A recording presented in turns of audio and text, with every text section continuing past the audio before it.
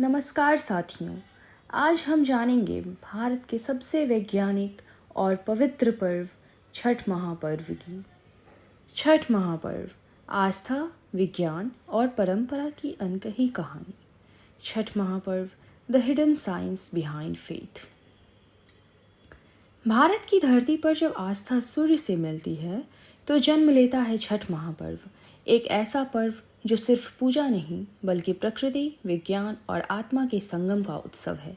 आज हम जानेंगे छठ की वो कथा जिसके हर अंश में छिपा है ज्ञान, अनुशासन और आध्यात्मिक विज्ञान। छठ का आरंभ कहाँ से हुआ? छठ पर्व की उत्पत्ति को लेकर कई कथाएं मिलती हैं। सबसे प्राचीन उल्लेख हमें ऋग्वेद, महाभारत और रामायण तीनों में मिलता है। छठ पर्व का आरंभ वैदिक काल में हुआ था। ऋग्वेद में सूर्य उपासना के मंत्र मिलते हैं। ओम सूर्याय नमः, जीवन के स्रोत, सूर्य की आराधना। महाभारत के अनुसार सूर्यपुत्र कर्ण रोज सूर्योदय से पहले उठकर जल में खड़े होकर सूर्यदेव की उपासना करते थे। उन्हें ब्रह्मास्त्र जैसी अद्भुत शक्तियां सूर्यदेव की कृपा से मिली थी। यही सूर्य साधना बाद में छठ व्रत का एक मूल आधार बनी। तीसरी कथा माता सीता से जुड़ी है। वनवास से लौटने के बाद जब श्री राम अयोध्या आए तो राज्याभिषेक के बाद माता सीता ने कार्तिक शुक्ल षष्ठी के दिन सूर्यदेव की पूजा की थी। सीता जी ने यह व्रत संतान और समाज की समृद्धि के लिए किया था। यही पूजा बाद में छठ महापर्व के रूप में प्रसिद्ध हुई। क्यों कहते हैं इसे सूर्य और छठी मैया का पर्व? छठ का अर्थ है षष्ठी तिथि, यानी कार्तिक महीने की छठा दिन। इस दिन सूर्यदेव और उनकी बहन छठी देवी की आराधना की जाती है। वैज्ञानिक दृष्टि से सूर्य हमारी पृथ्वी पर जीवन का स्रोत है। उनकी किरणें ही हमें ऊर्जा, प्रकाश और स्वास्थ्य देती है।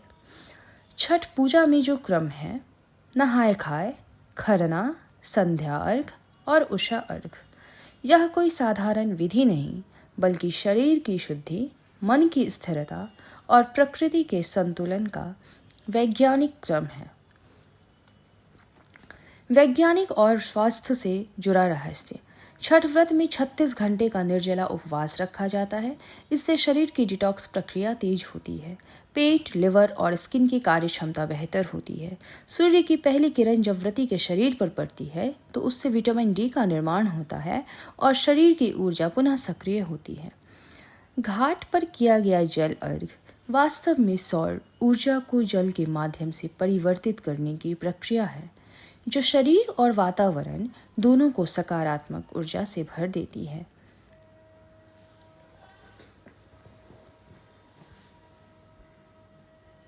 लोक परंपरा और समाज शास्त्रीय दृष्टि। छठ केवल एक धार्मिक पर्व नहीं बल्कि यह सामाजिक एकता और पर्यावरण चेतना का जीवंत उदाहरण है। इस दिन पुरुष और महिला, अमीर और गरीब सब एक साथ घाट पर बैठते हैं। सबका एक ही उद्देश्य, सूर्य की उपासना, परिवार की भलाई और प्रकृति के प्रति कृतज्ञता। छठ में प्लास्टिक, रंग या किसी कृत्रिम वस्तु का उपयोग नहीं होता। सभी प्रसाद, ठेकुआ, कद्दू, गन्ना, नारियल पूरी तरह प्राकृतिक और जैविक होते हैं। यह पर्व हमें इको फ्रेंडली जीवन शैली का सबसे प्राचीन उदाहरण सिखाता है। छठी मैया का प्रतीकात्मक अर्थ। छठी मैया को संतान रक्षा की देवी कहा गया है। जनश्रुति है कि जब कोई स्त्री निसंतान होती थी तो वह छठ व्रत रखकर छठी मैया से आशीर्वाद मांगती थी। विज्ञान की दृष्टि से देखें तो यह मेंटल पॉजिटिविटी और इमोशनल स्ट्रेंथ का प्रतीक है, क्योंकि यह व्रत आत्मसंयम, धैर्य और आत्मविश्वास सिखाता है। ऐतिहासिक साक्ष्य। पुरातत्व शोधों के अनुसार सूर्य उपासना का चलन मगध साम्राज्य, आज का बिहार से जुड़ा है। गया, पावापुरी और देव सूर्य मंदिर, औरंगाबाद, बिहार जैसे स्थानों पर लगभग 2000 वर्ष पुराने सूर्य मंदिरों के अवशेष पाए गए हैं।